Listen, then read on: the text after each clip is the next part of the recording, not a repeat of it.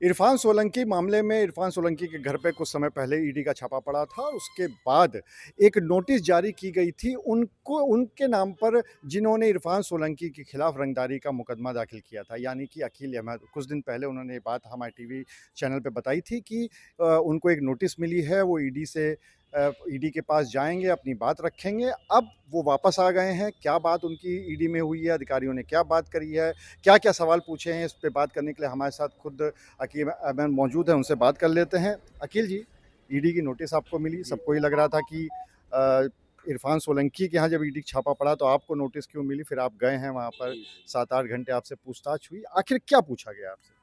देखिए, ऐसा है, इरफ़ान सोलंकी के मामले में जो है, जो मुकदमा कायम हुआ रंगदारी का, उसमें मैं गवाह हूँ, मैं वादी मुकदमा हूँ।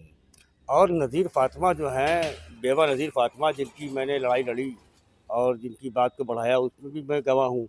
तो उसको देखते हुए ईडी ने जो है मुझे वहाँ बुलाया था, क्योंकि ईडी भी जो है जाँच कर रही है इरफ़ान सोलंकी की, तो उसमें भी उनको गवाह की ज़रूरत है। क्योंकि वो देख रहे हैं इस मामले को किसने शुरू से पहले उठाया है और कौन लेके चल रहा है, तो उनको जानकारी चाहिए थी। तो मैं मौके मुझको बुलाया गया, उन्होंने वहाँ बुलाया और बुला के उन्होंने जानकारी मुझसे ली कि इसमें कैसे आपने मुकदमा कायम कराया था, क्या हुआ था, क्या घटना थी, क्या नहीं थी, उसकी जानकारी ली पूरी लिखित रूप से। और लिखित रूप से लेने के बाद उन्होंने जो है उसको अपने यहाँ फ़ीड कर लिया, उसका बयान मुझे नहीं दिया, बयान उन्होंने ले लिया हमसे है। और उन्होंने कहा, हमसे पूछा भी उनसे, हमने कहा ईडी जो है बड़े लोगों के यहाँ जाती है, छापा मारती है, हम तो बहुत गरीब आदमी हैं, हम तो सोशल वर्कर, समाज सेवी। तो उन्होंने कहा कि आप गवाह हैं और इरफ़ान सोलंकी पे जो एफ़आईआर हुई है, उसके तहत हमने आपको बुलाया है यहाँ पर। तो अब ईडी कार्रवाई जो करेगी, क्योंकि जिस तरह से कोर्ट में न्यायालय मामला चल रहा है, उसी हिसाब से ईडी भी कार्रवाई कर रही है अपनी।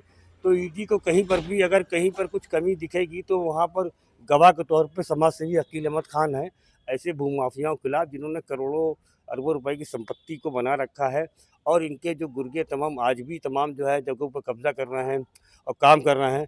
हम चाहते हैं ऐसे भूमाफिया गुंडों का सफाया हो, जिन्होंने वाकई में गरीबों पे अत्याचार किया है और गरीबों की बददुआएं हैं ये। क्योंकि जिस इनके जो तमाम जो गुर्गे हैं, जैसे कि मुरसलीन खां और भोलू, जो तमाम ज़मीनों पे कब्जा करके विधायक इरफान सोलंकी को बताते थे कि यहाँ पर जो है जगह खाली पड़ी है, इस पे कब्जा करिए, इस पे कब्जा करिए। तो रिजवान और इरफान सब भोलू के इशारे पे चलते थे और कई हत्याएं इन्होंने करी हमारे मुस्लिम क्षेत्र में। और इन्फॉर्मेशन दे करके और हत्याएं कराई भी, मुखबर बने थे पुलिस के, मगर काम अपराधियों वाला करते थे, अपराधी थे। तो अब जो है भारतीय जनता पार्टी की तरफ से माननीय मुख्यमंत्री योगी आदित्यनाथ जी की तरफ से जो कार्रवाइयाँ चल रही हैं, उसमें जो है आवाम को, गरीब जनता को बहुत राहत मिल रही है।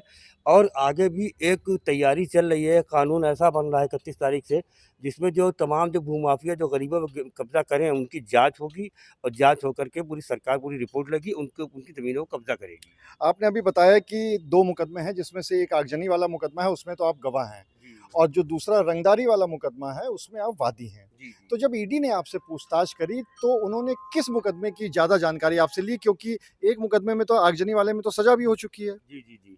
नहीं, रंगदारी वाले में उन्होंने मुझसे बात कही, रंगदारी वाले में जो मुकदमा कायम हुआ, वो मुकदमा कायम जभी हुआ है, जब जो है ये नज़ीर फ़ातिमा की बात बढ़ गई आगे, तो हमने जो है उसमें जो है रंगदारी में उन्होंने मुझसे पूछा। तो मैंने बताई पूरी बात कि इसके तहत ही वो रंगदारी की माँग कर रहे थे, इसके तहत ही उन्होंने बात ये कही थी कि ऐसा है कि आप जो है इस केस से पीछे हट जाइए। अग अगर हम बात करें कि अभी ईडी ने आपसे जो पूछताछ करी, तो कितने घंटे ये पूछताछ पूरी चली है?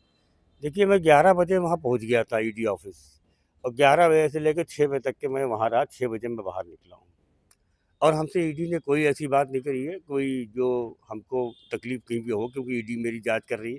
जाँच करे तो करे, अगर कहीं पर कोई बात नोटिस आई, मैं उसके जवाब दे ही हूँ। मैं जवाब दूँगा, क्योंकि मैंने कोई ऐसा काम किया नहीं। मैं 24 साल से समाज सेवा कर रहा हूँ, तमाम गरीबों के लिए काम किया है और हमारी कोई ऐसी संपत्ति नहीं है, ना ही हमने कोई ऐसा काम किया है।